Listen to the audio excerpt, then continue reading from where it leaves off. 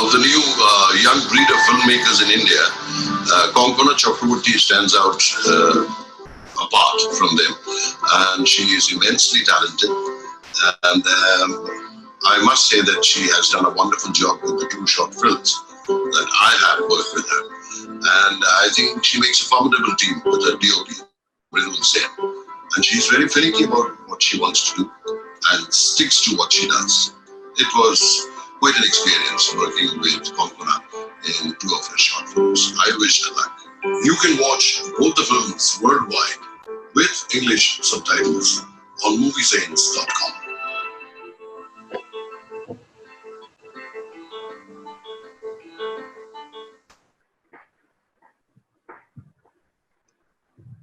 Thank you so much, Kankana. It was perfectly audible, and I believe everybody else has been able to hear it too. So now, shall we begin with the session with your permission? Yes, ma'am, for sure. Kankana did her graduation from Kolkata, from Sri Shikshaatan College. She studied an honors in mass communication and journalism. And after that, well, I would leave it up to her. I would just give a hint that how being a fan of somebody could turn you into a fanatic. And this fanaticism, this passion could become your profession. And it actually changed the course of her life. So, Kankana, if we could start from this note particularly, you had been a fan of Amitabh Bachchan like many Indians, many other Indians. But for you, it was different. Please, it's all yours. Yes, as you said, ma'am, first of all, I would love to say the connection with you, but I think that comes in the story. Entire India and abroad, it's like fan of this one man. And I was nothing different. I was a huge fan of him. I was literally a fanatic. I was in my 12th standard when I saw the movie Do Anjane, and that's when I became fan of his. And I just like kind of dreamed that, okay, what is it that, how can I meet this man? Like I used to for some reason think that he doesn't exist. Like it's all like in my head. And I would go and buy like cards of Pepsi because he used to do Pepsi ad at that point, and I would get like a big banner. And I would do everything that a crazy fanatic could do. I even have a tattoo of his name. So like, that's how crazy I am. And for some reason, I thought that if I did something to do with films or like, you know, acting and directing, that's the only way that I could meet Mr. Bachchan. And at that point, like initially I wanted to study economics, but it kind of like changed. So Sri Shikshaatan was the one college that was allowing you to have economics as a general subject along with journalism and mass communication honors. So I just went in and I applied for Shikshaatan, and that was the only college that I applied for. And I got in, and that's how I entered into Shikshaatan. And I also kind of had this, you know, consolation prize that, okay, for one more year, I get to study economics. And that's where I met Shomali ma'am. She was my teacher. And for the first time, there's another connect with NSHM, and the story is like for the first time, NSHM was hosting something called a Y Factor. And they were asking you to do like a 48-hour short film. Like they would give you 48 hours to make a short film. And the subject matter was kind of common. So Shomali ma'am took the mass comm students there, and we participated, and our film won the first prize in NSHM. And after Shikshaatan, Kankana, yes, ma'am. Let us keep it for later, because I hope few more NSHM students will join, and then we will have the story. Okay. Yeah, we can certainly repeat that. So like, yeah, after Shikshaatan, I think like there was this whole incident about the gang rape thing in Assam. And that's when I wanted to make a documentary. It was on violence against women. And there was no connect in between with me and Amitabh Bachchan sir whatsoever. Like I had no ways. I used to write him letters on his birthday, and I used to get like replies back, and people used to tease me that, oh, he didn't write it, somebody else wrote it. But that was like a consolation thing for me. So while I was doing this documentary, I kind of wanted to approach a lot of celebrities because I wanted to show the victims who are suffering, and I wanted to show the other class, that is the celebrities, and they are still suffering. So I approached a lot of them, unnamed, in Kolkata. They said no to me at first because I was like, I just graduated and I didn't have any credibility or any work history before. So they said no. And Kaun Banega Crorepati was on at that point. And for some reason, I got a chance to be an audience member of Kaun Banega Crorepati. And that's where backstage after the show, I got a chance to meet Mr. Bachchan. And I just said it to him. I don't know what went inside of me. I just said it to him that, sir, I'm doing a documentary. This is the subject. Would you want to be a part of it? And he just said, send me the synopsis. And I said that, yeah, like, sure. He's just wanting to dish me off. But somehow with my friend, like she was a part of the documentary, she submitted the synopsis. Within 10 days, I get a response from this man saying, I want to be a part of this documentary. And that was the beginning. That was like, I was out of my mind that this is not for real. And he gave us 15 minutes initially, but then he ended up becoming the voice of the documentary. He gave us 45 minutes during the shoot. He stuck with me throughout the process of the documentary. And since then, he has been my mentor. And after the documentary, I went to study acting for master's in film. And Amitabh Bachchan sir knew everything. He knows everything that I do in my life. After my parents, if there is someone, it's Mr. Bachchan. So to sum it all up, I was a fan, turned into a fanatic. That was fanaticism, literal fanaticism. What is the definition of a fan? We kind of admire something, a quality or someone that we want within us, and it's not yet in us. And we're trying to crave for that. And with Mr. Bachchan, I think that was what I was craving for. So when I went to study acting, it was like a clean slate. Like I had already worked with my idol. I had already kind of achieved what I was dreaming for and why I came into this profession. And now getting into acting was like a clean slate for me. So I was initially very scared that my want is over. So is my want for the profession or the likeness for the profession even over? But that's where I found out the passion that I have towards this craft. So Los Angeles was like a clean beginning for me because already my want to meet Mr. Bachchan was over and to work with him was over. But then I started to fall in love with the craft. And that's how my whole journey of from a fan to a fanatic to a fanaticism to the passion and then to the craft began. And I have been continuing it since then. And Mr. Bachchan is aware of everything that I do. And his blessing is there. I don't think if it wasn't for his support, I would have been able to pursue it because he was very inspiring all the time. Like his inspiration, his motivation, his encouragement is always there. So yeah, that's in a nutshell. Like it can go on and on, but I have to stop there.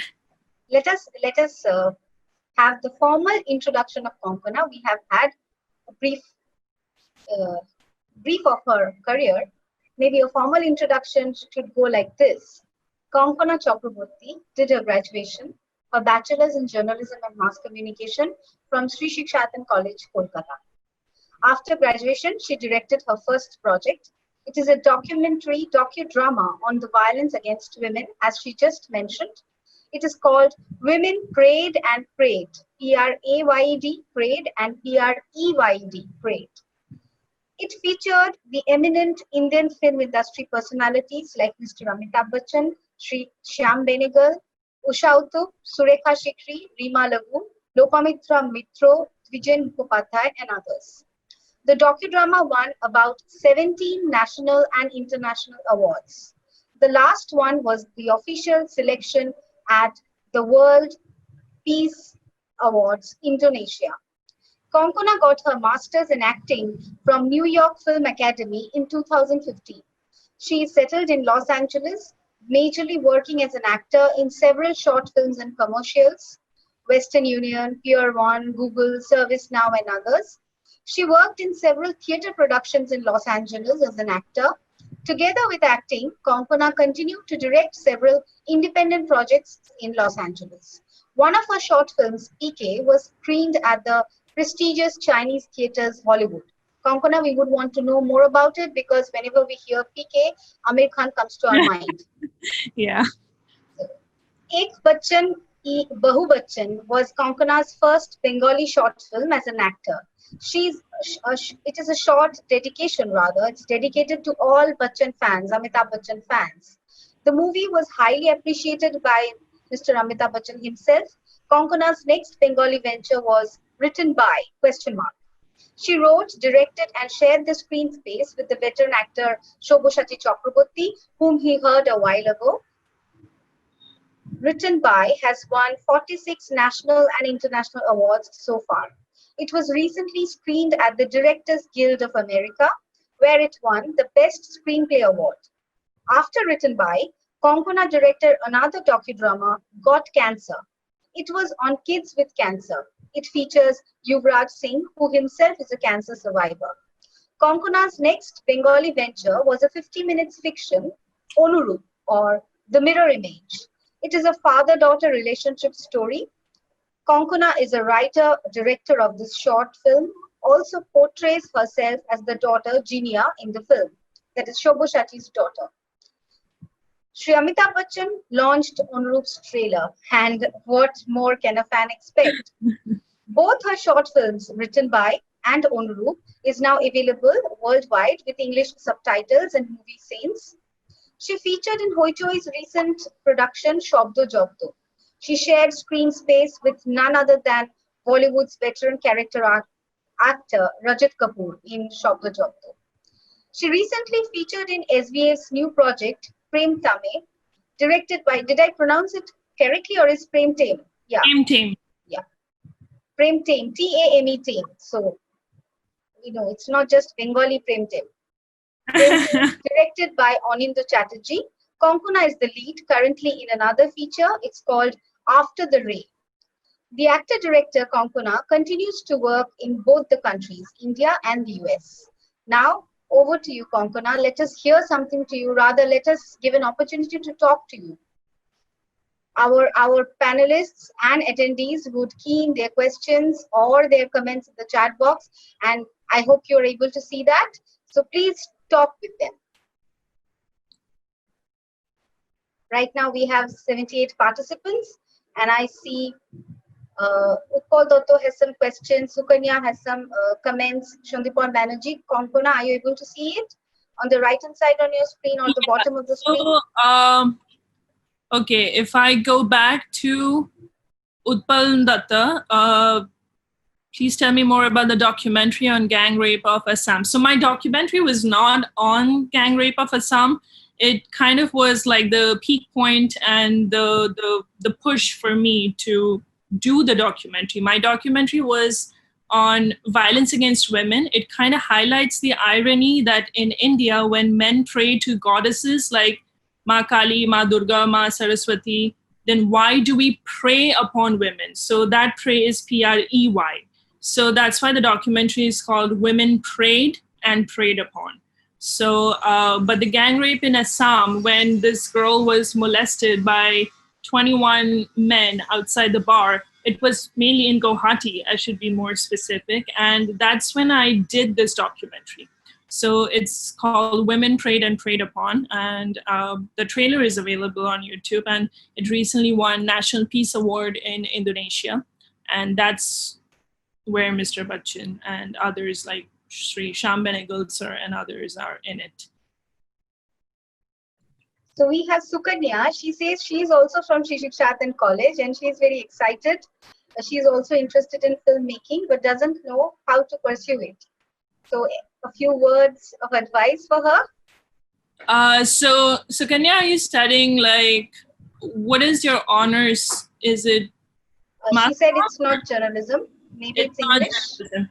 So I would suggest, see, like the way we worked in the US, because like fortunately, unfortunately, I started working as a filmmaker here, but it was documentary. So for documentary, you can do your own thing. You don't need a huge crew. It's like a one-man show or like a two-man show.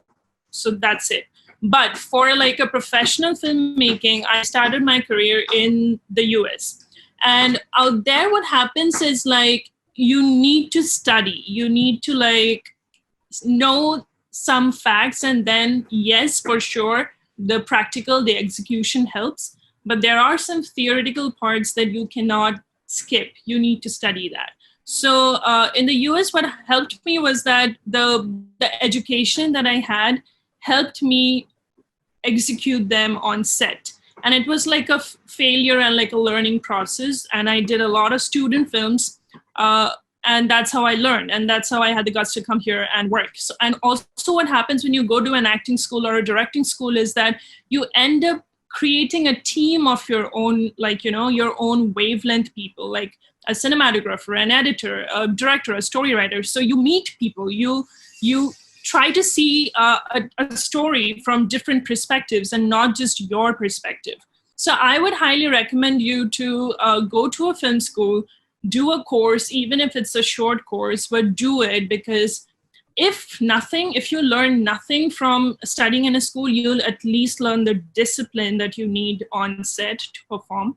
And as an actor, like, that's very important, because as a filmmaker as well. So you need to know both the sides. So what I would suggest you in Kolkata, if you are wanting to study in Kolkata, then look for some film schools, or if it's India, then there is FTII, there is like SRFTI in Kolkata, or there are like crash courses that you could do in NSD, you know, for acting and directing theater.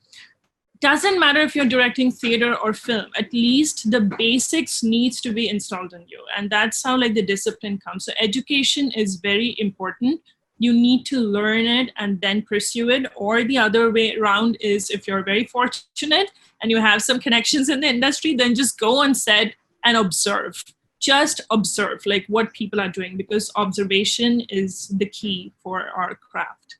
So yeah, I hope I answered. So yeah, so observation is also important. Unless you see, it's very difficult to do. So you first, that is the best way of learning. And I believe, Rimpa, your question is answered. She already touched upon this acting thing. Coming to Rupkatha's comment or question, as amateur filmmaker, it's really tough to get producer of our dream films and projects. What is your suggestion on that? So, well, I would say, you know, nowadays the definition of filmmaking has changed. There are certain factors with which I agree and with which I disagree, but it's like my personal thing. Yes, it's difficult to find producers, and that's why Written by an On-Road that I did in Kolkata was financed by me. So I would suggest write your own content. Right, if you're wanting to act in it, then write something that you know you're sellable for. So like make it a solid package. And if you don't find a right producer, there are several ways now to get to it. You have crowdfunding. If you look about the Tamil film industry, like the biggest, you know, film, Lucia, it's like crowdfunded feature film. And nobody trusted in that story because it was too ambitious. According to every producer, but they did crowdfunding and they made this movie, and they are like a super hit now. It's Bollywood is remaking it, Kolkata is remaking. It's crazy. So there is crowdfunding. If you have nothing, just gather some friends who are equally passionate as you, and just film on the weekends. I mean, Christopher Nolan did his first film, The Following, every weekend. They used to film only on Saturdays and Sundays, and it was like on their phone. So it's possible. And there are festivals now which are dedicated towards iPhone film festivals. So you can make the film, you can put it out there, and people can see it. Actually, for a matter of fact, Written by that I did, I wanted to make it into a feature, but nobody wanted to put money in it, you know? So because people thought that, oh, people are not going to watch a movie that just has two characters in one room. So I decided to make it into a short film first. And I financed it because I have a production house, and I financed it, and now it has won 48 international and national awards, and now I'm getting financials for the feature film. So don't let anyone stop this thing, because there are many avenues where you can reach out to your friends. Hell yeah, like if you have a good story, just reach out to me. I'll help you in any way possible. Like, it's all about telling the story that matters to you. And if the story is good, nothing should stop you. Shongjukta says, I would love to hear about some of your experiences while working with Sabyasachi Chakraborty. Okay, so Sabyasachi Chakraborty is literally the Amitabh Bachchan of Bengali film industry in every way possible. Like, I'm not just talking about the physicality. This man is the epic example of what's called observation. Like, he observes everything. He literally knows everything, not just acting. He even knows where the light is coming from. He knows how the shadow is affecting. He knows the boom's position. He knows every aspect of filmmaking. So he's almost helping the director. He's almost a co-director. He's almost like there. If I show you like a blooper of Written By, we were about to take the first shot, and I'm literally shivering because I'm like, okay, I'm acting and directing him. And there was a shadow that was coming, and my cinematographer, who is, by the way, actor Oshit Shane's granddaughter, and she even studied at NIFA, she was like, where's that shadow coming from? And everybody's like running around to cut that shadow, and then Mr. Sabyasachi Chakraborty from his position is like, "Oi shadow da, oi light the gas," and everybody's like, "Oh shit!" Like, he got it and we didn't get it. So that's him, and he is very like, let's do it, that kind of an energy. Because there is one scene in the movie Onurup. It's a dream sequence, and he has to like enter the frame, and he's hitting me with the script, and the frame was like in a way that you see me and him first, and then slowly I disappear and it's only him on the screen. And that took us 18 takes because of the lighting, because he's tall and I'm tall. So both two tall people like in a tiny room, and the lighting are overhead. So it was a very technical glitch. But this man, because he knows all the technicalities, he was like, yeah, let's do it. So that's the energy that he brings on set. But he's also great at yelling at you. So you need to be ready for that. But that's just because he cares for you and the project. And initially he'll be like, I don't want to do it. And then if you make him do it, he'll do it. This man, I feel, is very underutilized, unfortunately, if I am in a position to say so. But what he did for me in both Written By and Onurup, I just realized that if you give him that platter, he just jumps on it and he is ready to do anything. So I learned a lot, and I just admire him as much as I admire Mr. Bachchan. And they have both worked together as well, and they both are in connection as well. And so like that's how they both talk about Written By, and I wasn't even aware about it, but they're very much similar. And I would work with him no matter what I make.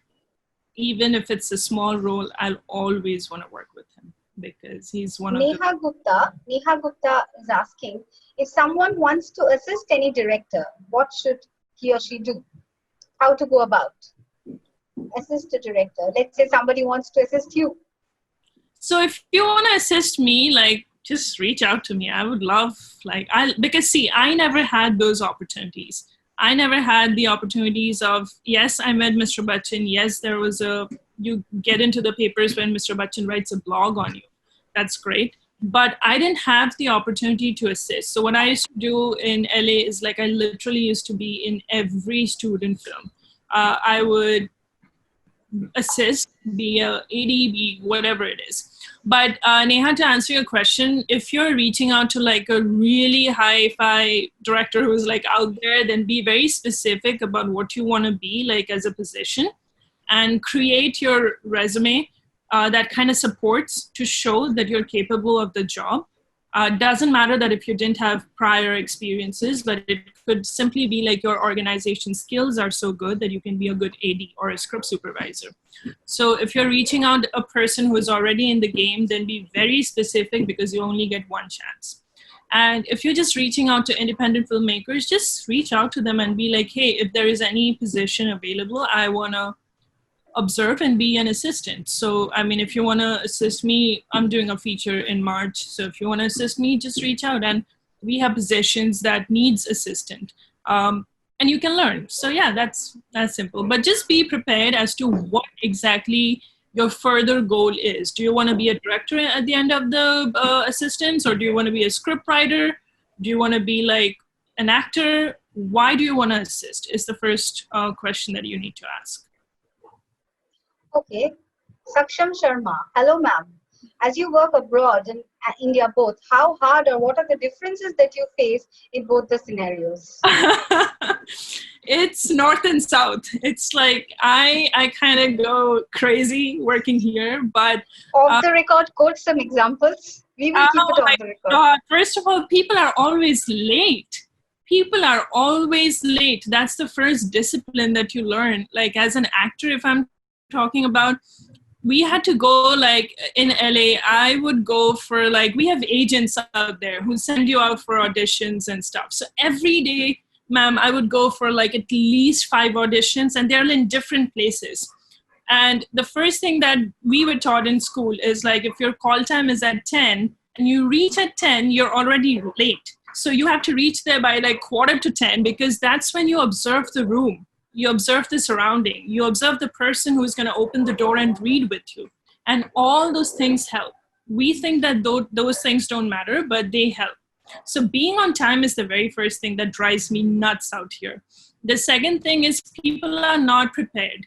Pre-production is something that you are... Sorry, 1 minute. I must mention here that you were never late in college also. Even when you were in India, you were punctual. I could never complain. You were always 100% attendance probably in Shikshatan College and always on time. I think like I'm like kind of nuts already. But I think like the other thing that you really need to keep in mind is pre-production for filmmakers out there. Because if you do not do the pre-production, filmmaking is such a thing. Like as Satyajit Ray sir had said, like there's always room for improvisation on set, because you might plan something that, okay, this is how I'm going to shoot this scene. But then you go on location and something goes wrong. And you might have to change the whole plan, like on spot. But you can only do that when your homework is done. Otherwise, you are just thrown into the middle of an ocean and there is no one to save you. So pre-production is a big thing that we miss out here. That was very much out there. In the US, when you make a budget sheet, you do not have a section called patch shoot. Patch shoot is something which, when you're sitting on the editing table and you realize, oh, shoot, I need to have a scene to make sense in this chunk. And that's when people go and shoot again. But in the US, you are not allowed to do that. I mean, for a big Christopher Nolan production, you might. But for us, like there was no scope to do that. So that's how we had to do our homework. Like, absolutely. Not just that, oh, we have a story, we have camera, let's go and shoot it. You don't do that. Out here, that's like a lot. It's done a lot.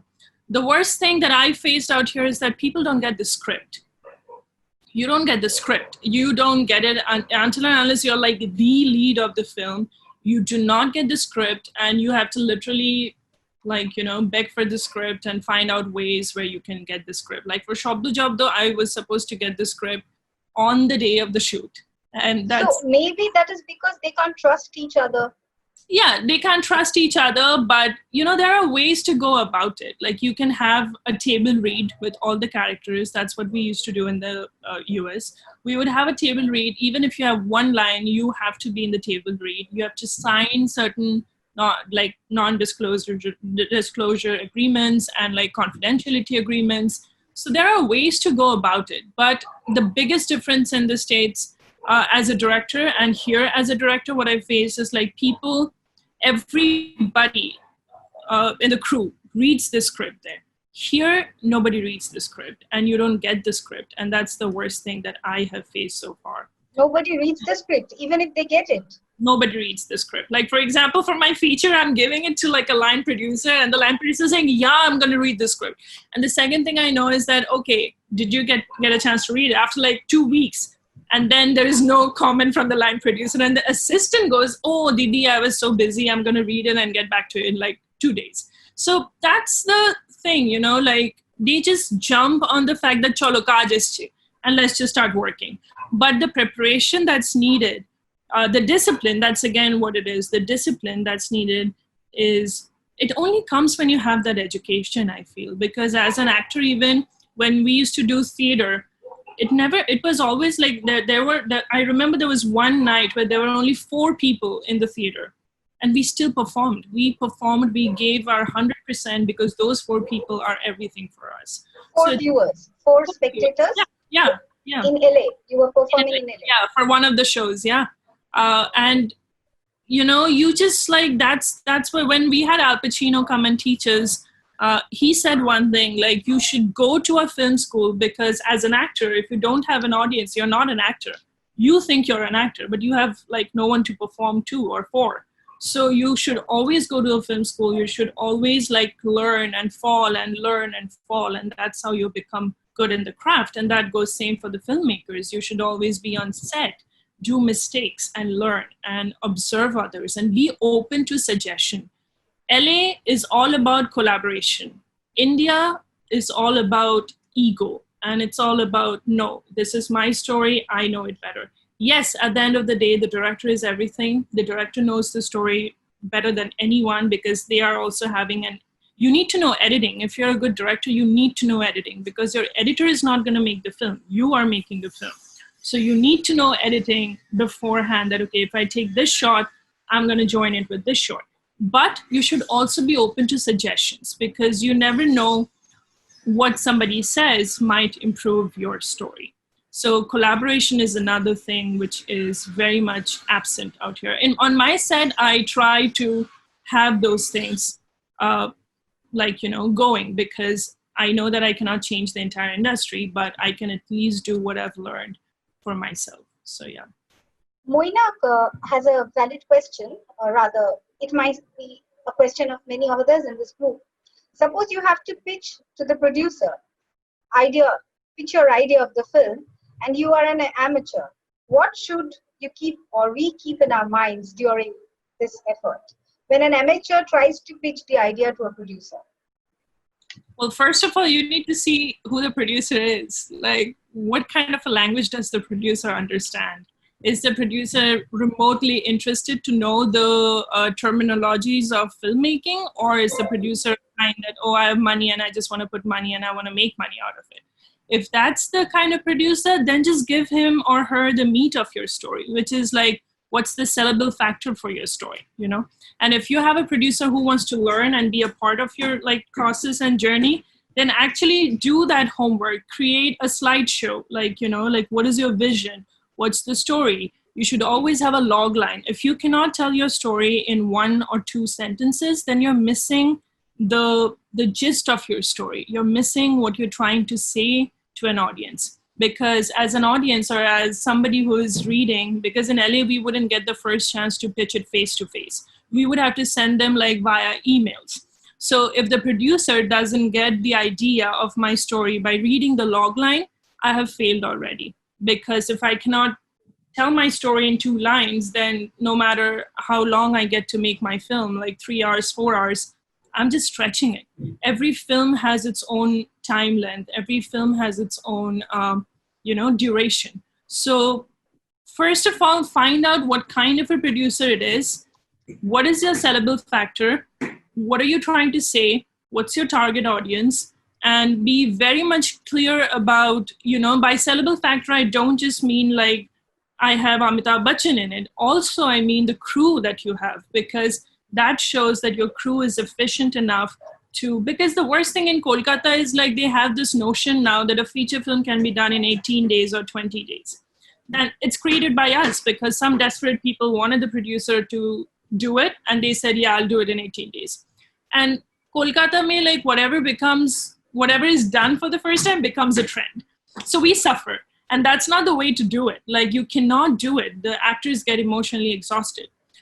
So find the kind of producer that you're pitching to, be prepared. And if it's only all about money, then also prepare a return of investment, which is that you cannot always guarantee that your movie will sell, but have a game plan to show the producer that this is what I'm planning for the movie after it's made. I'm going to do it like 1 year for film festivals, and then from Geomami or from like Indian Panorama, your film might get picked up for theatrical release. So if the producer is all about money, do your research, everything that's related to the money. And if your producer is all about the story or the content, then really go for it. Like, present it, package it, like have presentations, slideshows, pictures, references from other movies, and explain why you want this shot in this way. So it depends on who you're pitching it to, basically. Abhijit Kamble, he says, please tell us about the film Anurup and share some good experiences. And maybe we could combine this Roshan Khanna's question also. If an actor or crew member is being unprofessional during the shoot, then how do you manage the situation? So experience on the set of Anurup, and if an actor misbehaves or becomes unprofessional. Well, I was an actor on Anurup, so if I misbehaved, I don't know how I control myself. So have you ever come across a crew member who is being unprofessional? Absolutely. And how do you handle the situation? So for Anurup was a big learning experience for me, because this was for the first time filming outdoors and with Kolkata crew, and so we had to like take the crew on location, and it was entirely shot in Shiliguri. We had immense help from Shobhushati sir and people from Shiliguri. But the worst thing was, like, when you're filming outdoors, there is no time limit for the filming. So we used to film like for 16 hours. And the crew members, not just in India, but everywhere, when you're working in shifts, like 8-hour shift, then 4-hour shift, what happens is, like, towards the end of the shift, something or the other will go wrong, because they know that if something goes wrong, then they can extend it to the next shift and they get more money. So you have to be very careful in dealing with those things. And in Anurup, or written by, I didn't have a first AD, and I was acting and directing. So the good experiences for Anurup is, it was a story that was dedicated to my dad, and my dad was on set, literally working as a production manager. He was like running everywhere. And I did both the films Sing Sound, to which Shobhushati sir was like, Pagol ache, like, she is mad to do like Sing Sound in Kolkata. Dubbing kar lenge Kankana, just film kar le. And I was like, no sir, I want Sing Sound, because Sing Sound has a different feel to it. You cannot recreate those moments. So I did Sing Sound, and the best experience for Anurup was, I think, just to, like,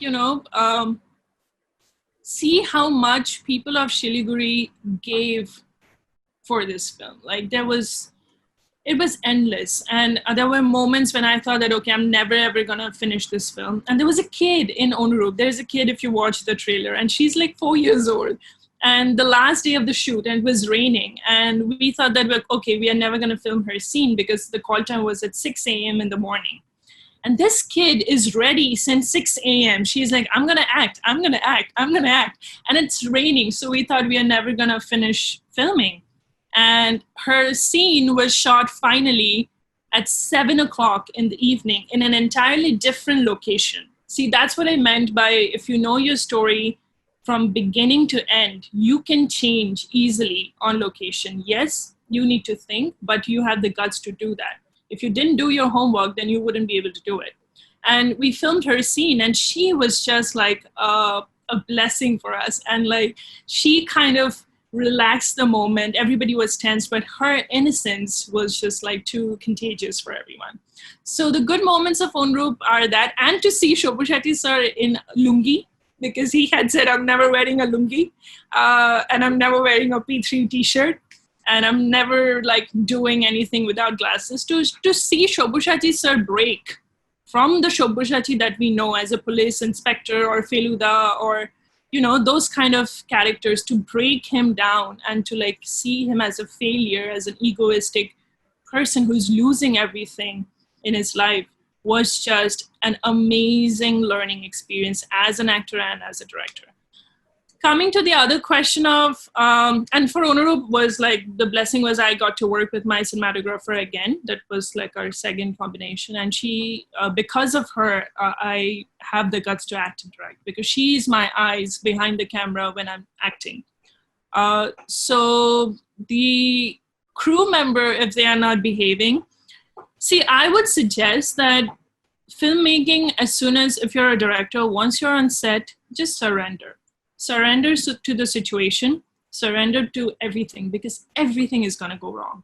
And if nothing goes wrong, then something is wrong. So you should think like in that moment, whatever goes wrong seems to be like really a big pain in the butt, but it teaches you. I think stay calm.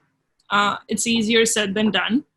But if you think that it's a massive problem and if it's like an ongoing problem, then don't create a scene in front of everyone. I would suggest that, because that's what we have learned in LA, which is also another different thing in India. In India, people just yell at everyone in front of everyone. So what happens is it brings down your confidence, because it makes you doubt that, am I capable of doing this job? So what you do is like you take that person aside and you talk to that person, not while you're filming, after you're wrapped up, you talk to that person, then what is the deal? And if you think it's not solvable, then you can give the person only two options. It's like, finish this film and give your 100%, because I know you're capable of doing this job. That's why you're on set right now with me. Or if you think you cannot do it, then you're more than welcome to leave it. So those are the only two options that you can give, you know, because there is no point of just bringing yourself down after a whole day's tedious job, because you also have to look forward to the next day. And because of one crew member, you cannot let other crew members affect. For an actor, I remember Atul Kulkarni, he came for the screening of Onurup, and he had said an amazing thing. As a director, you have to be a psychoanalyst. You are dealing with your actors. So you have to know what language your actor understands. You know, there was a moment, a long day. We had a long day of Onurup's shoot. And I'm sharing this because I know Shobhu Shetty sir would not mind, because he would share it as well. So in the long day's shoot, and it was like towards the end of the night, and he had a dialogue scene, and for some reason there was a miscommunication, and he thought that I didn't tell him that there is a dialogue scene, and he just yelled at me, like he yelled in front of everyone. And for a moment I was like, I know that I was right, but that's not the point where I need to prove that he's wrong, I'm right. You know what I mean? So you need to just calm. One person has to be calm. So I just listened to him. I let him yell. I let him like put it all out there. And then I was just like, do you need some moments, sir? And he was like, no, let's go. And I was like, okay, let's go. And he realized that later on. So at night we had a conversation, and he was like, I'm so sorry. Like I was exhausted. And I'm like, I get it, because I am also an actor. If I was in your position, I would be exhausted, but I would probably not be able to yell, because I'm still Kankana, nobody knows me. But you're Shobhu Shetty, you can yell. And you, like, you know, that's the way of dealing. I think like there's no one right or wrong way. It's using your sense and your temper, surrender it. Like as soon as you're on set, surrender. Otherwise you are in a big problem. And there's like a group effort. Kankana, since we have been talking about Onurup for quite long, could you show a few visuals, or could we see some extracts of written by or Onurup? I can play the trailer for... yeah, please. Okay, please. I can do that for sure.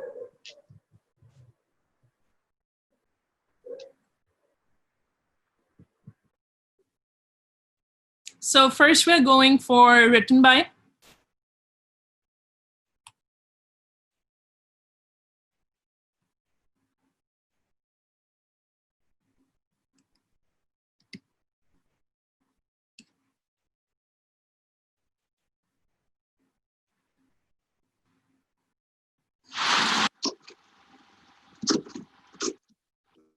কতদিন internship করছো?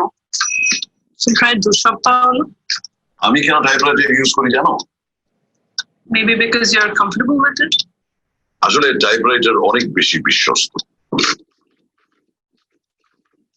তুমি script লিখছিলে না? এই ইন্ডাস্ট্রিটা খুব ছোট। তুমি কি ভেবেছিলে আমি জানতে পারবো না?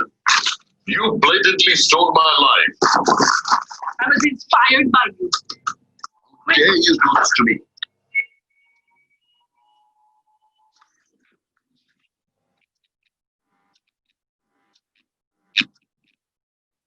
So that's written by.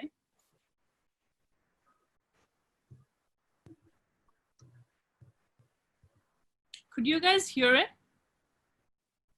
Yes, yes, it's audible. Okay. Yes. So now we are going for Onorup trailer.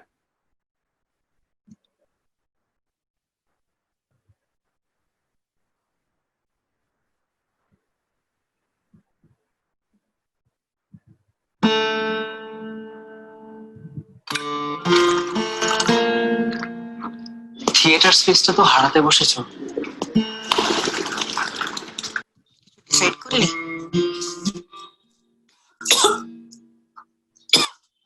তুমি থিয়েটারটা রাখবে তো?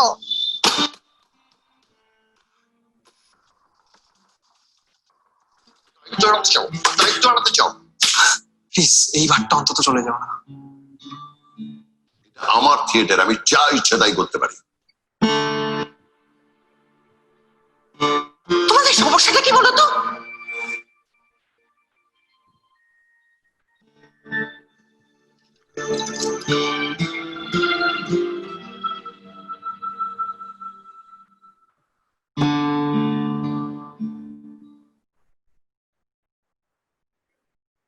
Thank you. Yeah.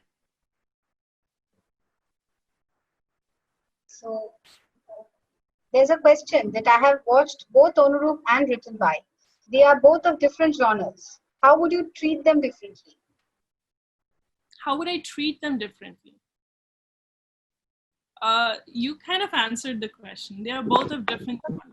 So when you're, it's almost like, you know what you need. You need to understand the rhythm of the story first. It's like Written By is a very festival film.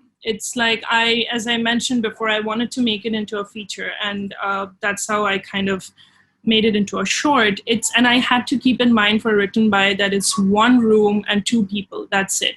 The camera never leaves the room.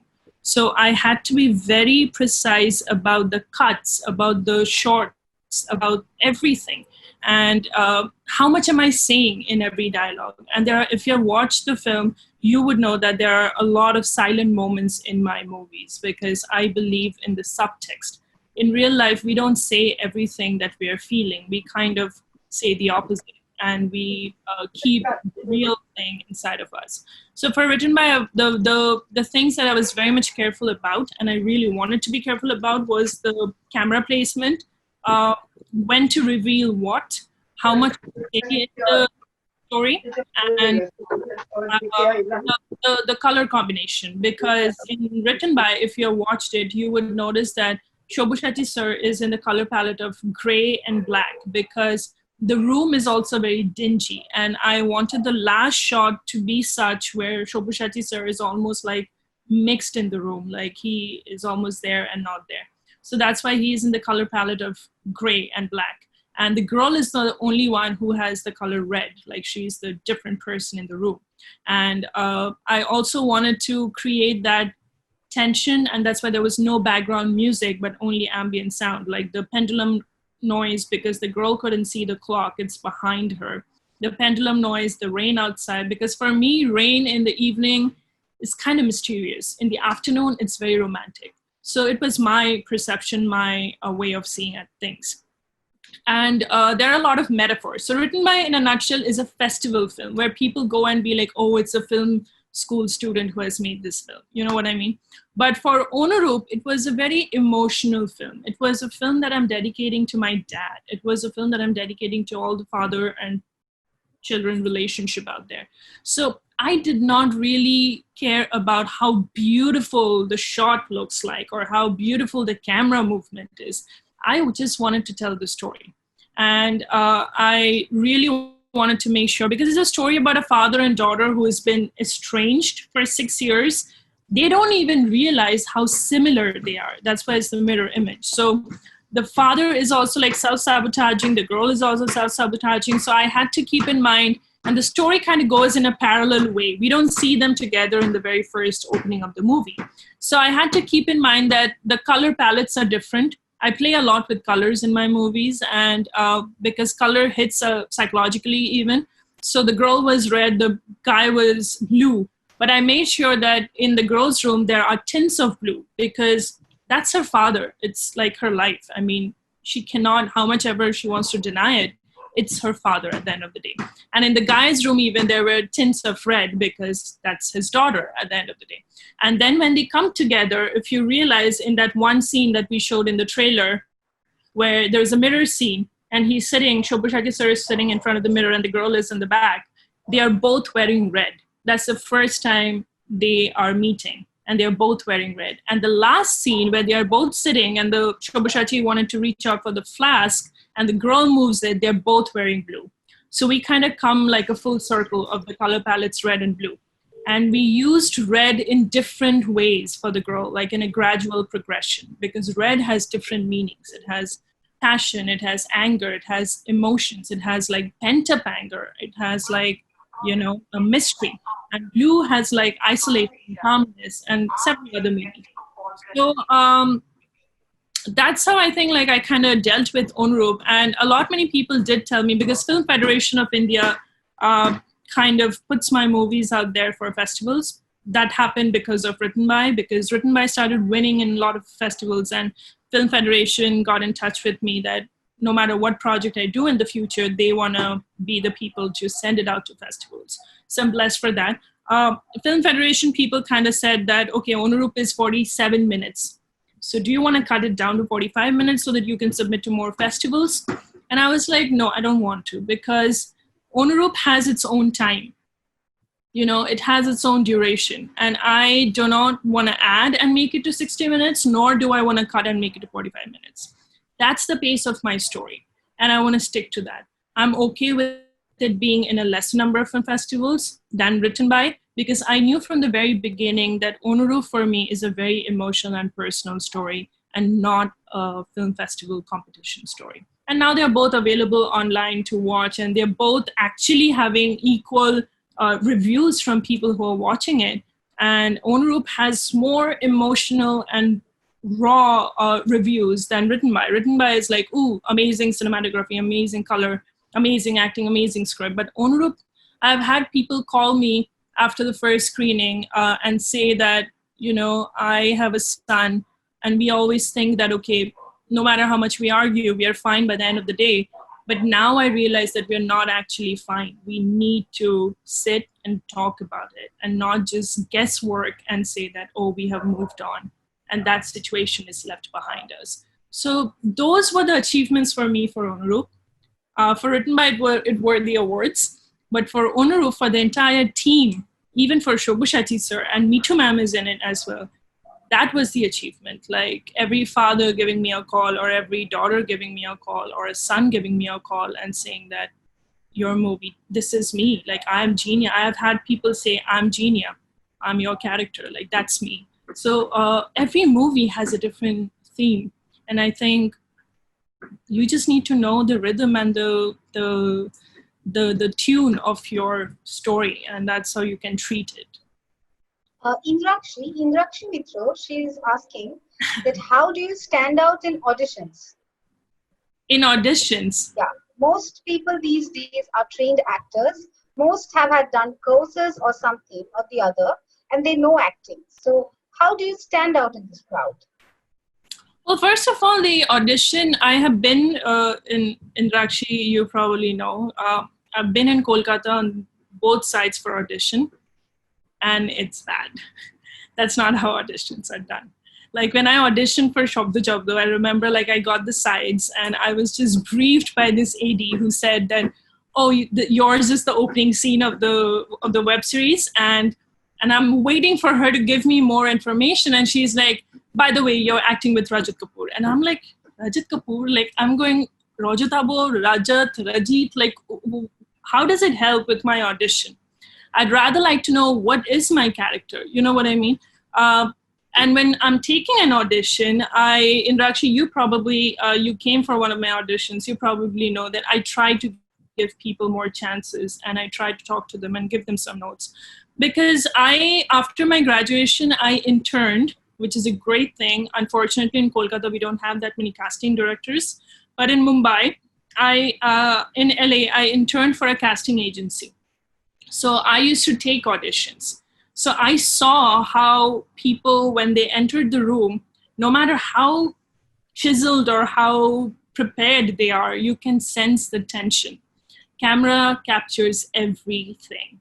So it's like everything. So what I learned from that experience of 1 year interning in a casting office is like, just be yourself. You enter the room, you don't need to go and shake hands with everyone. You don't need to, you're not gonna go out for drinks with those people after your audition is done, you know? And also remember that you're entering a room where people actually want to find the right person, because they are tired of seeing thousands of people come in and audition for the same character again and again.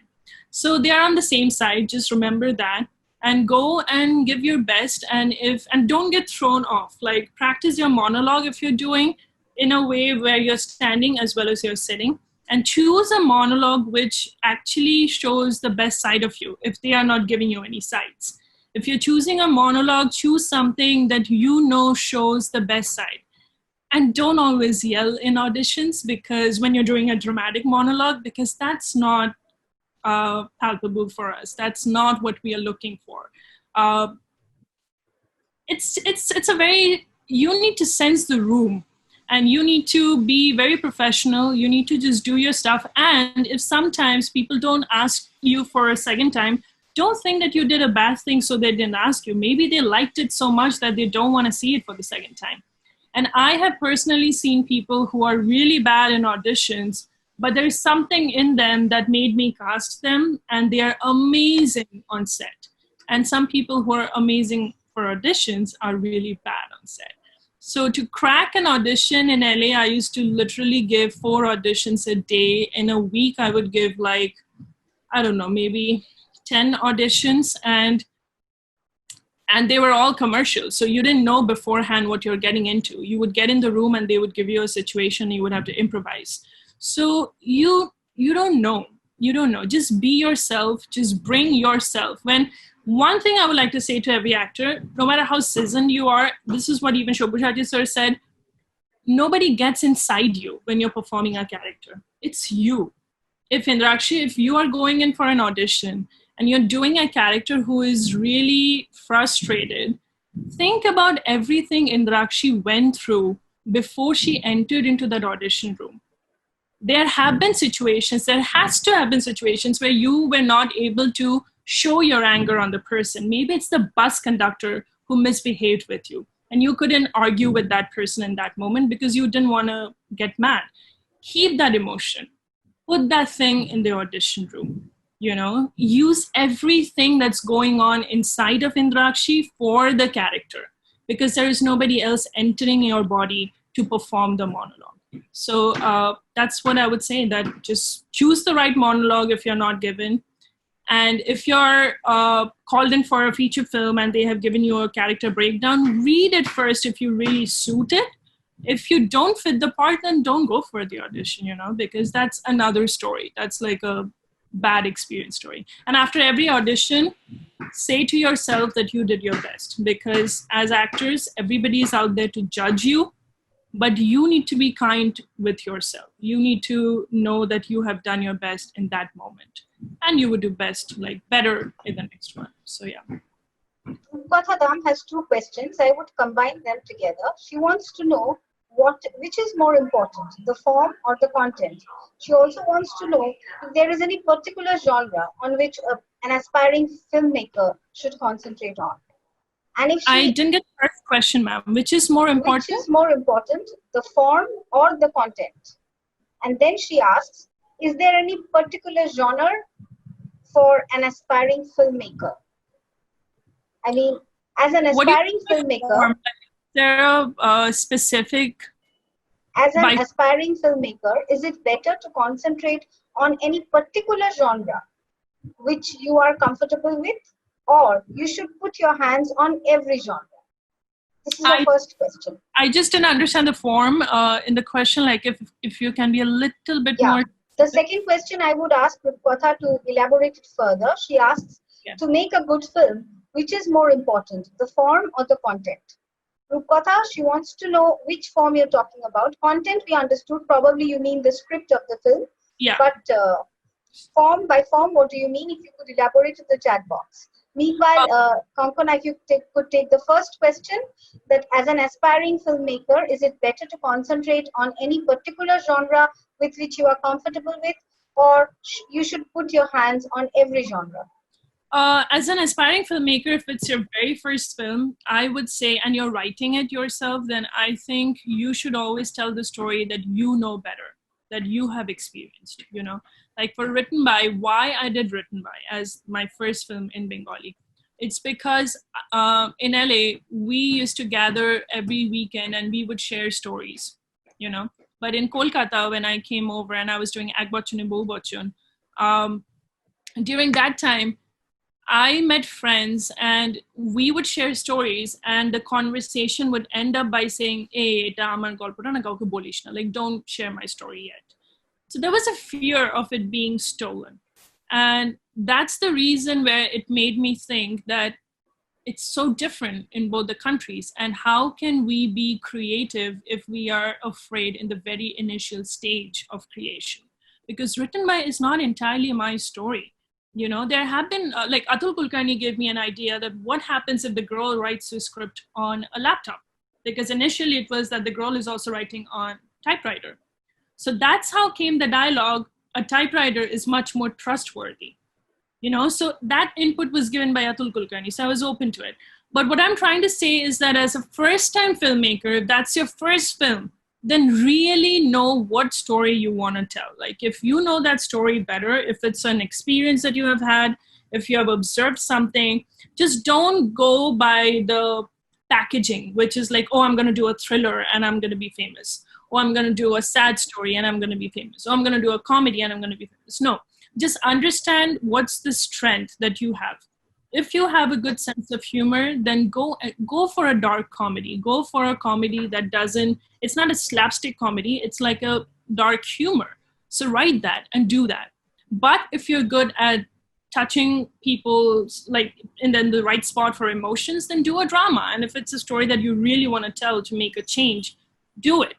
At the end of the day, you have to understand why you want to tell that story. Is it solely just because you want to be famous as a director? Then you can go and find maybe a novel and adapt it and then do the film.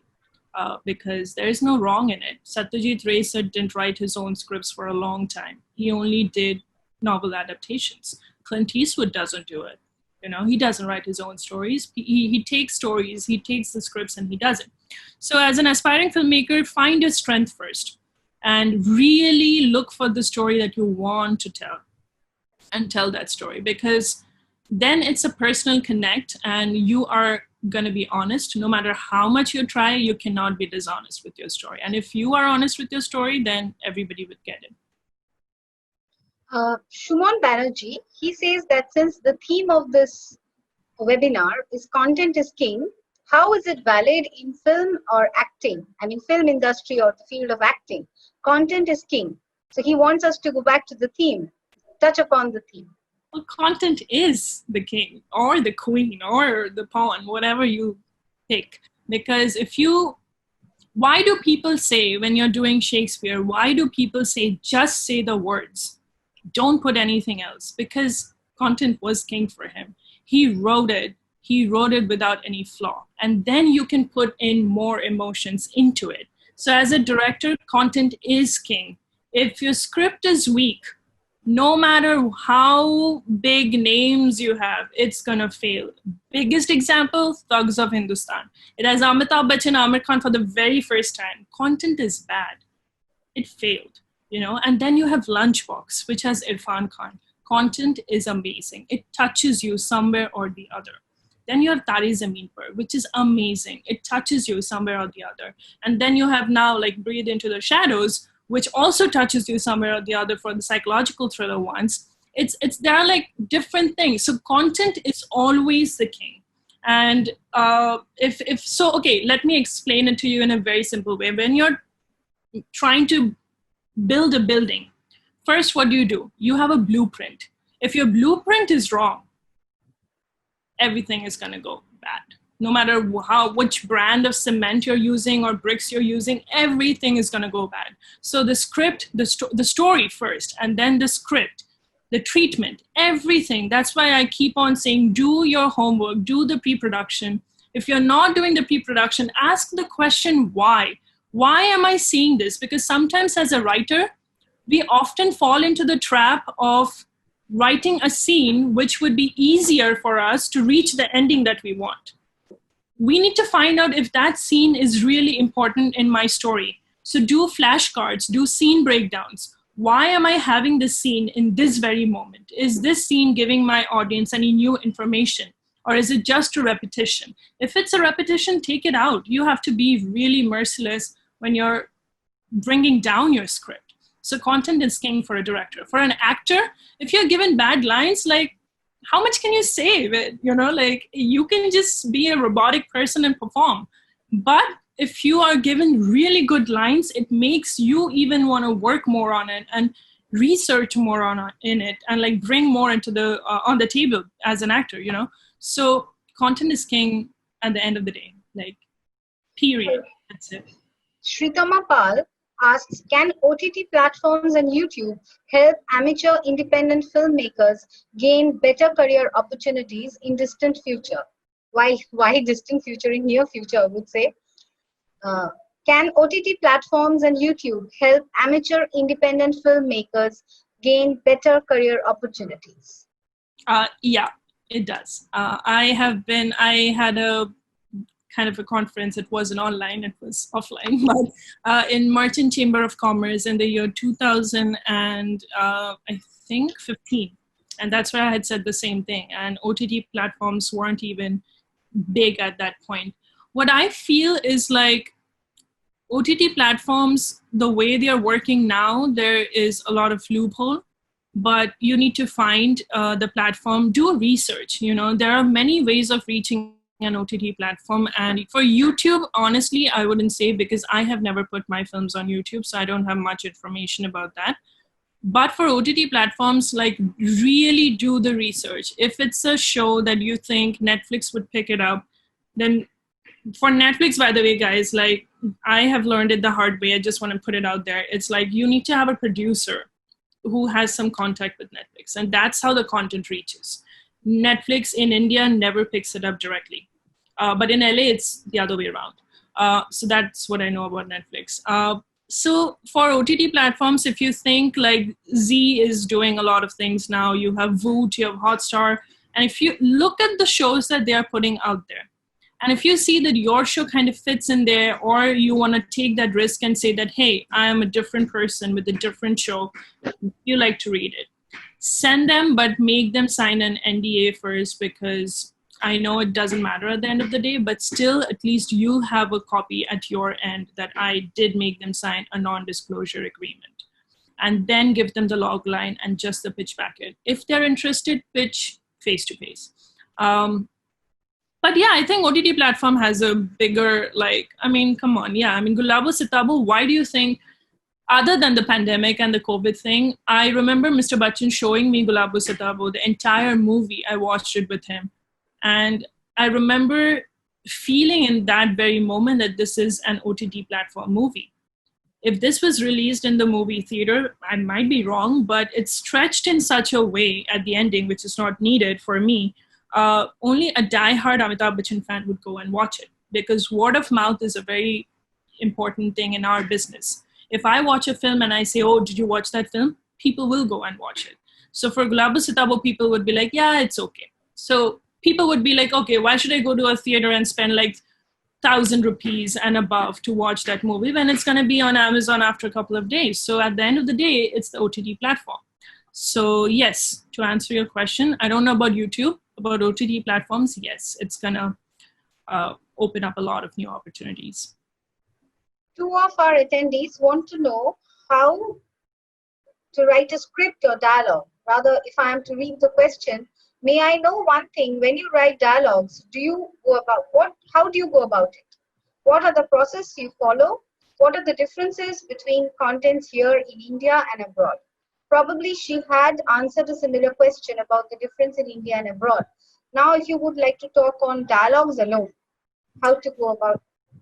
And Shubhankar Banerjee wants to know, what should we keep in mind while writing a script? The dialogue question came from Arindam Das. What should we keep in mind while writing a script? This question came from Shubhankar Banerjee. I feel like, as I said, I believe in subtext a lot. I don't believe in saying everything out there, because then that's why I love Sherlock Holmes of the BBC ones that had Jeremy Brett in it, because it's very simple and it kind of makes you think and makes the audience feel that I am thinking and not just I'm not being spoon-fed. So when you're writing a script, the first thing that I do, I can only share that. What I do is, like, I have a story and then I write down that story as I'm seeing it. And I get a story based on one scene. So I get a scene in my mind and I want to see that how do I reach to that scene and then what happens from that scene. So that's how I get my stories. It's different for everybody. So once I get the story flow, what I do is I do a flashcard, which is it's like a PPT presentation. Every slide has every scene.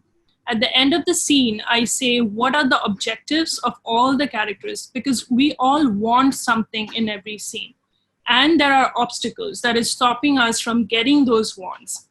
And there are tactics that the character uses to get to those wants, overcoming those obstacles. So the flashcards help me get a clearer picture from the story stage as to what are my characters, who are they, what do they want. From the flashcards, I do that for the entire story, every slide for every scene. And I write down the objectives, the obstacles, and the tactics for every character who is in the story, in that scene. And then I go on to the treatment, which is how do I see the story? And then I start writing the first draft of my story, of the script. In the first draft, you write everything. Don't think about writing less or writing more. Just vomit everything out. And it's gonna suck. Sorry for using that word. The first draft is never gonna be amazing. And then you go on seeing that what can you change? And then you go back to the flashcard and see that the script justifying the flashcard?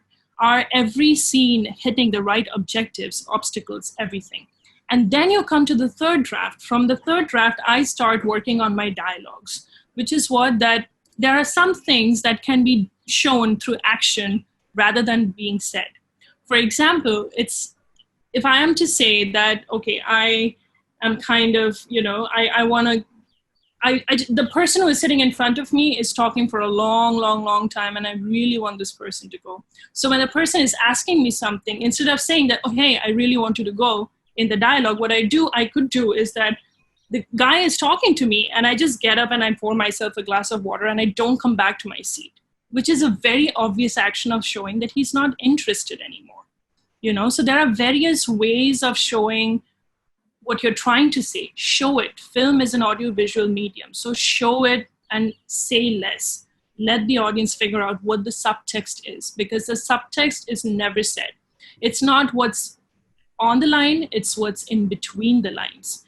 That's where you need to hit for the dialogue. So that's why I have a lot of silent moments in my movies, because I prefer instrumentals rather than songs. Because for instrumentals, we used to do an exercise in our acting class. We would have list of instrumentals, because you can write your own story to that instrumental. But once you're listening to a song, it's already telling you a story. So there is no way of you putting your story into it. So that's how I treat my movies.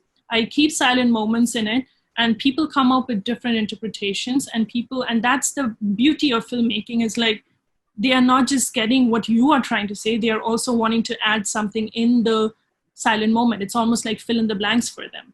So that's how I treat my script. So the first thing is know your story throughout. Second, do the flashcards, do a scene breakdown, do a simple scene breakdown. Why is my scene there?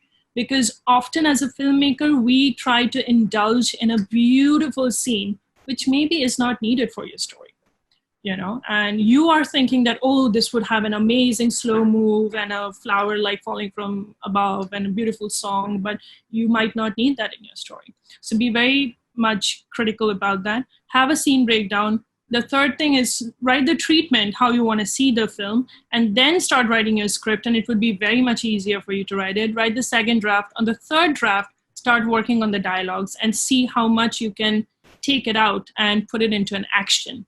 Make your character do something. Acting is always doing. Acting is not just sitting and saying lines. So it's always doing.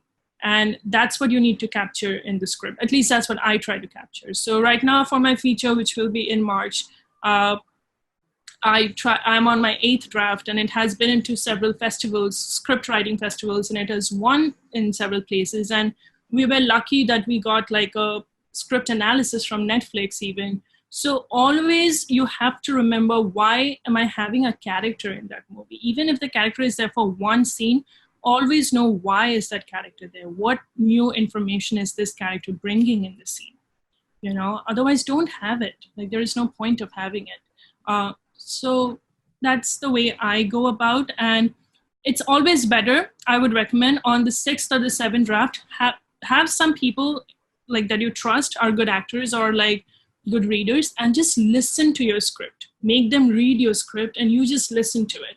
And that's when you'll find out the flaws and the points where you can change. And also by the end of the reading, you can get ideas from people. And don't give your script to everybody for opinion. Only pick certain people that their opinion matters to you, and then go and listen to it. Otherwise, you would be jumbled, like absolutely, because people love giving opinions. Don't do that. So only pick certain people and give it to them. With your permission, Kankana, may I share an image? And I would want you to say a few words about this image. Whatever the memories is that is associated with this. Please have water. You've been talking for the last 1.5 hours and you've been excellent. There are volleys of questions I have never seen in the other sessions. Everybody is totally engrossed in the session. Please have your water and let us know. This right there is the very first short film award that I had received. NSHM was having this competition in the year 2008, as it says. It was called the Y Factor. And I remember one day, like, there was this notice on the bulletin board in Shikshayatan about 48 hours filmmaking competition. And Shomali ma'am took us. There were 6 of us that went there to NSHM. And they showed us the campus, and then they briefed us about the topic that they had, which was money is the mullah. Like, the basic idea, to paraphrase it, I don't want to paraphrase it, to say it in a nutshell, it was like, money is not the ultimatum in anybody's life. That was the topic. And we had 48 hours to finish writing, filming, editing, everything. And we didn't have any budget, obviously. So we had to that was the very first time when we did a 0 budget short film. And we won. It was done by me, and my best friend was my AD, Ricky. So both of us did it, and we had like a story written, and we said the story. And I think one of the judges, ma'am, I remember, was Shekhar Dash. And there were like other judges, I don't remember the name, but I remember like they screened everything, and it was in Kala Mandir. And they announced the 3rd prize first, the 2nd prize. And we were like, oh, we are not winning. And then they called our name for the 1st prize. And the movie's name was Sanjeevani. What is the story? Could you give us the story? The story was about an actor's life, like who is like in the peak of her career at that point. And she just came from like a cancer, old age home of cancer patients, where there were also like young kids with cancer. And it's like the story starts from that point. Like, we don't realize where she came back from. Like, she comes home and she's in a different zone.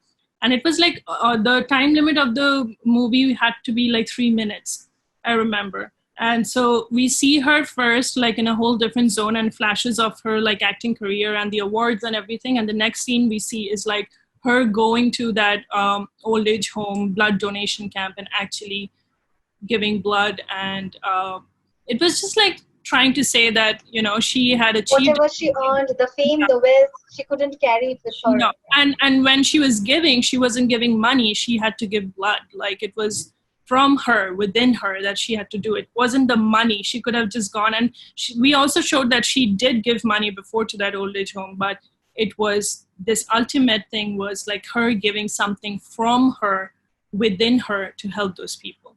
What was the length of the movie? It was 3 minutes. 3 minutes. Yeah. And But just 48 hours ago, the topic, the theme was told to you and you had worked on it. yeah. And that very day, I don't know, it was 12 years back, but even I could never imagine, even never think of interviewing you as part of NSHM and you being on the other side. You are now a full-fledged filmmaker. Now, I was actually having a conversation with Zenia Di, who is your next panelist, and I was telling her that this is such a precious moment for me, because Zenia Sen was the first journalist who covered my story, like, ever. She was the first one to cover. And since then, any news article from Times of India was done by her. That was on me. So, and that's the connection, that she's on the panelist, and then it's you, ma'am, and then it's NSHM, which just hit me last night. That, oh, like, yeah, only yesterday you realized, no? Yes, I just realized yesterday that, oh shit, like, that was NSHM. Because this is the award, like, I have it right here. So we used this in Written By, and I had like Komulesh Roy written on it because Shobhushachi's name was that, and I'm like, what award is this? Like, that's what I was seeing yesterday.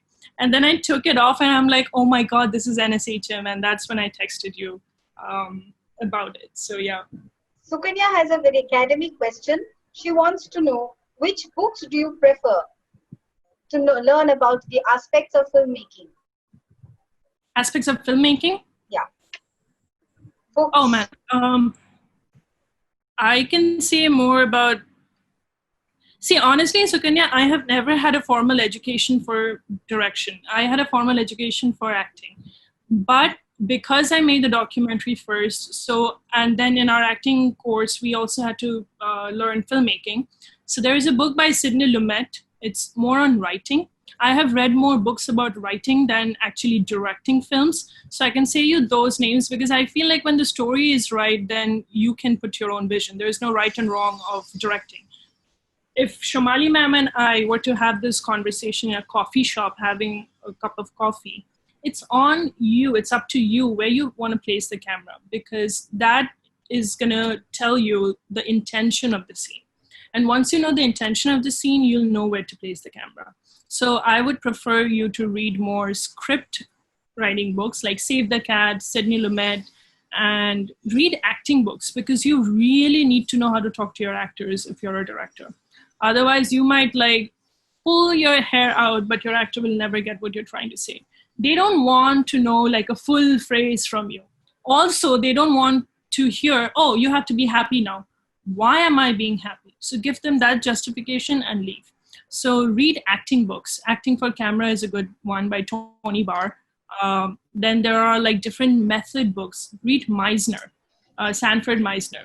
And if you can, there is a YouTube video on Meisner, and Meisner shows certain exercises. And if you see those exercises, I bet you 200% that you can come up with your new stories, because Meisner is all about imagination. So it's imagination and acting truthfully in imaginary circumstances. So Meisner helps a lot in coming up with stories. So read those books. Read Sanford Meisner.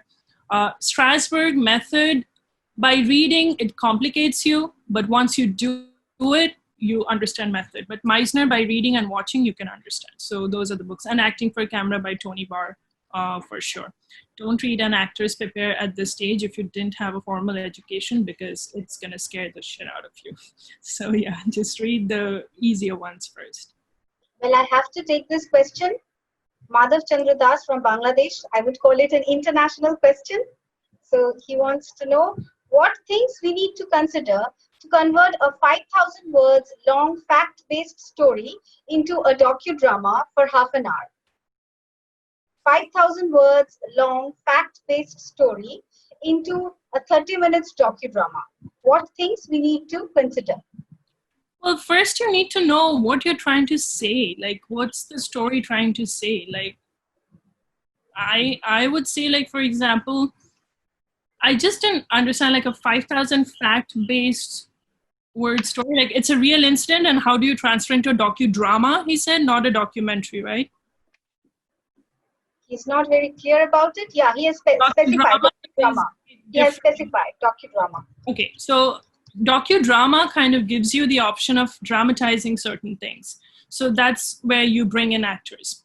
And I think I don't know if I suggested for Shri Chatham, but I did suggest for NIFA that there should be, for an acting class, like an section where the actors are just taught how to act for documentaries, because you don't perform. It's a real incident already.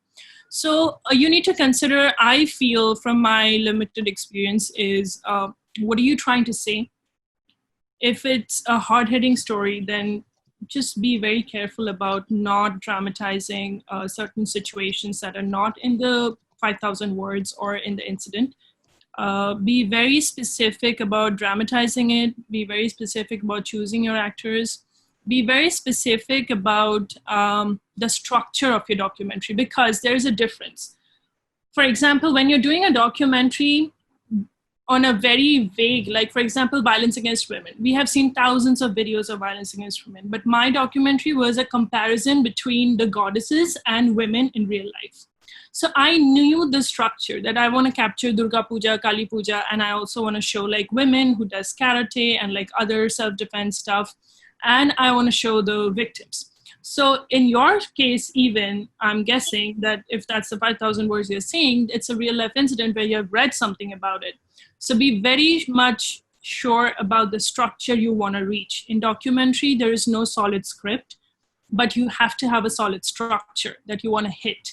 And be very specific about if it's an interview based, if the drama is separate and the documentary is only interviews, then be specific about like preparing your questionnaires, because once you ask the people to say something about violence against women, for example, they go on and on and on.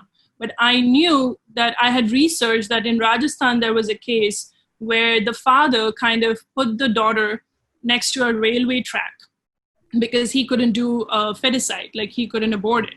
So I knew that my question would be such. So I let the person speak first, and then it's my control. So I would like steer him to the way to answer my question.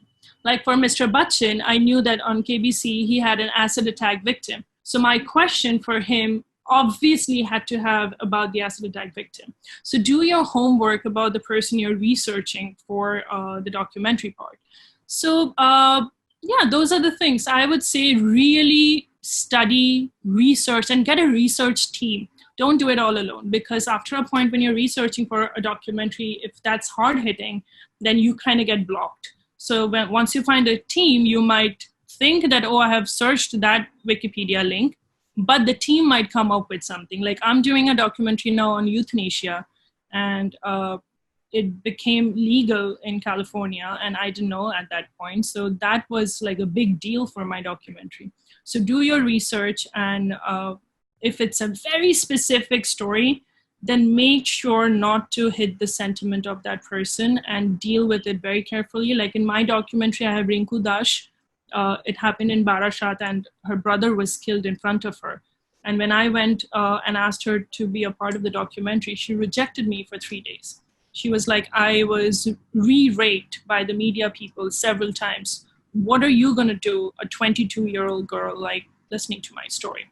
So I understood that my language had to be different for her. And that's when I was like, I'm just going to roll the camera. I'm not going to be there. You say your story, whatever you want to say.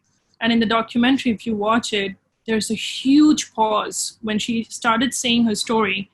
And before she reaches the end, there's a huge pause where she's just looking at the camera and crying. And there is no editing that pause. Because if you edit that pause, you're hurting the sentiment. And be very careful when you're doing a hard-hitting documentary. Make sure that you have a legal support, because people out of emotion, out of suffering, they do tend to say a lot of things that you might not want to cut. but then it might be a backlash for you. And I had faced that as well after making the documentary, but I didn't have someone to come and tell me that, oh, be careful about the legal. But I want to tell you guys, be very careful if you're doing a hard-hitting documentary. Have a legal support, have a suggestion, and then move forward with it. Otherwise, it's going to, backfire. And it's not going to be of anyone's help if you're not able to put the documentary out there. So, yeah. And I realized one thing, documentary doesn't, because for a long time I used to think, why am I going to put my documentary to the international festivals, because I didn't have a good camera, nothing. I shot it on a D3100 Nikon. In the States, everywhere, when people watched it, everybody came up to me and they only had questions for my documentary, not to brag, but only about my documentary during the Q&A sessions. Because for a documentary, it's not the camera, it's not the lighting, it's the subject. So the content is king. There you go again. So you have to be very careful about how much you show, even in the documentary. Me keeping that pause, thanks to my editor even, who is Buddhadev Dashgupta's nephew, Amitabh Dashgupta, he wanted that pause. He was like, let her stare at the camera, let her cry, because nobody has let her do that before. So you are going to do that for her. And that's where you're different for her. So those things matter a lot. So be very careful about, do your research, do your homework, and do the structure. Kankana, volleys of questions. I'm flabbergasted. With your permission, would I share your email ID with many who want to send? Absolutely. There are many who want to contact you. They want to invite you. They're requesting even for a film seminar in Sri Shatan College. Sukanya, you have to get in touch with your principal. Actually, in college, they gave some award, and I wasn't there. My mom and dad went and got it, the Achievers Award or something. And that I was also seeing that picture today, and I'm like, this are worthy alumnus. So Sukanya, you have to get in touch. We will have Kankana at NSHM. I don't know about Sri Shatan, but Kankana will be very soon conducting a workshop for our students. E-lecture, our director, Professor Mohammed Firoz, would be able to give more details about it. But this is for sure. As soon as this pandemic is over and you don't run away back to LA again, we will catch hold of you. Yeah. So we need to wrap up the session. Yeah. Do you want to show any other visuals to us? No, I mean, I kind of can show the video. It's 6 minutes long, but it kind of like sums up my journey in a way. Like the maybe a smaller one, maybe a 30 seconds video. I don't have anything, ma'am. Maybe Mr. Bachchan saying about Anurup. I don't know. Like that's like a 1 minute video, I guess. I would just request Professor Firoz. He wants to say something, I believe. Sir, if you would. Just 1 minute. Yeah. Hi, Kankana. How are you? I didn't even realize that you're a professor, and I've been like saying a lot. So forget something wrong. Believe me, I have been listening patiently, and I didn't move an inch. Oh, thank you, sir. And I have been listening, and I have learned so much. Oh,